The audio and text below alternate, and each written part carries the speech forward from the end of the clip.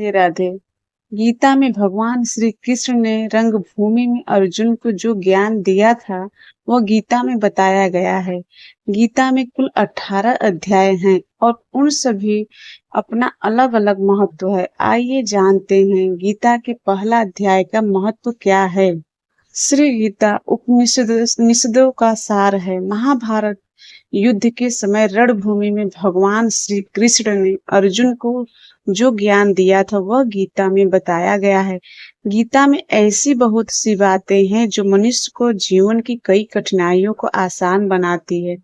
इतना ही नहीं, गीता पढ़ने पर मनुष्य को बहुत सी नई जानकारियां भी मिलती है। साथ ही हर अध्याय के नियमित पाठ का अपना लाभ और महत्व है। भगवान शिव ने देवी पार्वती को गीता के पहले अध्याय के पाठ का महत्व जो बताया है, वही यहाँ आपके लिए प्रस्तुत है।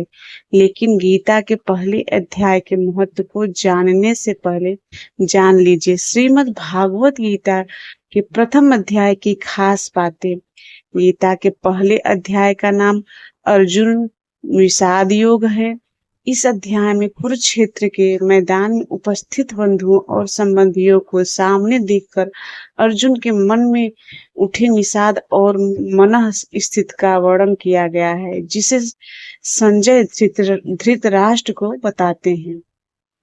गीता प्रथम अध्याय का महत्व। एक समय पार्वती जी ने पूछा है, महादेव जी, इस ज्ञान के बल पर संसार के सब लोग आपको शिव कहकर पूजते हैं। मृगछाला ओढ़े और अपने सभी अंगों में शमशान की विभूति लगाए, गले में सर्प और नरमुंडों की माला पहने हुए हो, इनमें तो कोई भी पवित्र नहीं, फिर आप किस ज्ञान से पवित्र माने जाते हैं। तब महादेव ने उत्तर दिया कि हे प्रिय, सुनो, मैं गीता ज्ञान को अपने हृदय में धारण करने से पवित्र माना जाता हूँ। इस ज्ञान से मुझे बाहर के कर्म नहीं व्यापते। तब पार्वती जी ने कहा कि हे भगवान, जिस गीता ज्ञान की आप ऐसी स्तुति करते हैं, उसके श्रवण करने से कोई कृतार्थ भी हुआ है। महादेव ने उत्तर देते हुए कहा कि इस ज्ञान को सुनकर बहुत से जीव कृतार्थ हुए हैं और आगे भी होंगे।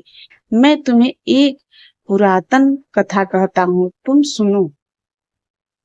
एक समय पाताल लोक में शेषनाग की सैया पर श्री नारायण जी ने नयन मुंद कर आनंद से मग्न थे। उस वक्त भगवान के चरण दबाते हुए लक्ष्मी जी ने पूछा, हे प्रभु, निद्रा और आलस्य तो उन पुरुषों को व्यापता है जो जीव तामसी होते हैं। फिर आप तो तीनों गुणों से अतीत हो, आप तो वासुदेव हो, आप जो नेत्र मुंद रहे हो, इससे मुझके बड़ा आश्चर्य है। नारायण जी ने उत्तर देते हुए कहा, हे लक्ष्मी, मुझको निद्रा आलस्य नहीं व्यापता। एक शब्द रूप जो भगवत गीता है, उसमें जो ज्ञान है उसके आकार रूप है।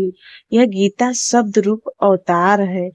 इस गीता में यह अंग है, 5 अध्याय मेरे मुख हैं, 10 अध्याय मेरी भुजा है, 16वां अध्याय मेरा हृदय और मन और मेरा उदर है, 17वां अध्याय मेरी जंघा है, 18वां अध्याय मेरा चरण है।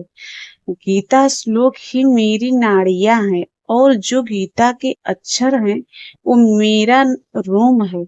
ऐसा मेरा शब्द रूपी जो गीता ज्ञान है, उसी के अर्थ में हृदय में विचार करता हूँ और बहुत आनंद प्राप्त होते हैं।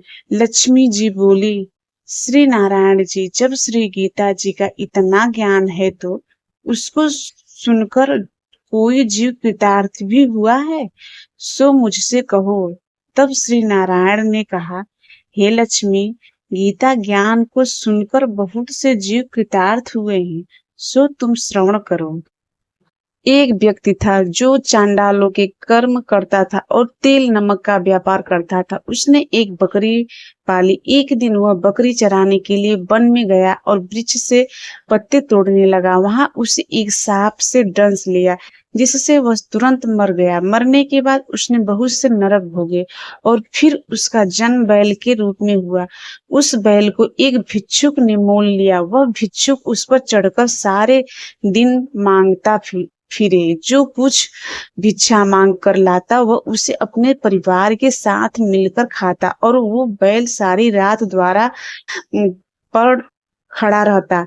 उसके खाने पीने भी कोई ख्याल नहीं करता था, और सुबह होते ही बैल पर चढ़कर फिर मांगने निकल जाता। जब बहुत दिन हो गए तो वह बैल भूख से गिर गया, लेकिन उसके प्राण नहीं निकले। नगर के लोगों ने देखा और उस बैल को कोई तीर्थ का फल दे तो कोई व्रत का फल दे, तब भी उस बैल के प्राण नहीं छूटे। एक दिन गड़िका आई। उसने लोगों से पूछा, यह कैसी भीड़ है? तो उन्होंने कहा, इसके प्राण नहीं निकलते, अनेक पुण्यों का फल दे रहे हैं तो भी इसकी मुक्ति नहीं होती। तब गड़िका ने कहा कि मैंने जो कर्म किया है उसका फल मैंने इस बैल को दिया है। इतना कहते ही बैल की मुक्ति हो गई। तब बैल ने एक ब्राह्मण के घर जन्म लिया। पिता ने उसका नाम सुशर्मा रखा। उसके पिता ने उसे पढ़ाया लिखाया। उसको अपने पिछले जन्म की सुध थी। उसने एक दिन मन में विचार किया, जिस गड़िका ने मुझे बैल की योनि से छुड़ाया था उसका दर्शन करो। विप्र चलते चलते गड़िका के घर गया और कहा, आप मुझे पहचानती हैं? गड़िका ने कहा, मैं नहीं जानती, तुम कौन हो? तब उसने कहा कि मैं वही बैल हूँ जिसको आपने अपने पुण्य दिए थे। तब मैं बैल की योनि से छूटा था। अब मैं विप्र के घर जन्म हूँ। आप अपना पुण्य बताएं। गड़िका ने कहा, मैंने अपने जाने पुण्य नहीं किया, परंतु मेरे घर एक तोता है। वह रोज सवेरे कुछ पढ़ता है। मैं उसका वाक्य सुनती हूँ। उस पुण्य का फल मैंने तुम्हें दे दिया।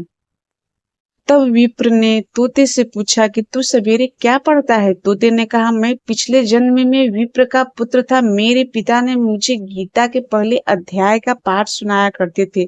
एक दिन मैंने गुरु से कहा कि मुझको आपने क्या पढ़ाया? तब गुरुजी ने मुझे शाप दिया कि तुम तोता बन जा। इसके बाद से मैं तोता बन गया। एक दिन बहेलिया मुझे पकड़ ले आया और एक विप्र ने मुझे मोल लिया। वह प्रिय भी अपने पुत्र को गीता का पाठ सिखाता था। तब मैंने भी वह पाठ सीख लिया। उसी दिन विप्र के घर में चोर घुस गए। उन्हें धन तो प्राप्त नहीं हुआ, लेकिन वह मेरा पिंजरा उठा ले आए। उनकी यह गड़िका मित्र थी। वह मुझे उसके पास ले आए।